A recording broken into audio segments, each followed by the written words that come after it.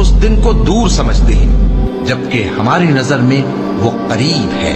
جس دن آسمان ایسا ہو جائے گا جیسے پگھلا ہوا تانبا، اور پہاڑ ایسے جیسے رنگین اون، اور کوئی دوست کسی دوست کو نہ پوچھے گا، حالانکہ ایک دوسرے کو سامنے دیکھ رہے ہوں گے۔ اس روز گناہگار چاہے گا کہ کسی طرح اس دن کے عذاب کے بدلے میں سب کچھ دے دے، یعنی اپنے بیٹے اور اپنی بیوی اور اپنے بھائی اور اپنا خاندان جس پہ وہ رہتا تھا، اور جتنے آدمی زمین پر ہیں، غرض سب کو دے ڈالے، پھر اپنے آپ کو عذاب سے چھڑا لے۔ لیکن ایسا ہرگز نہیں ہوگا۔ وہ بھڑکتی ہوئی آگ ہے، کھال ادھیڑ کر کلیجہ نکال لینے والی۔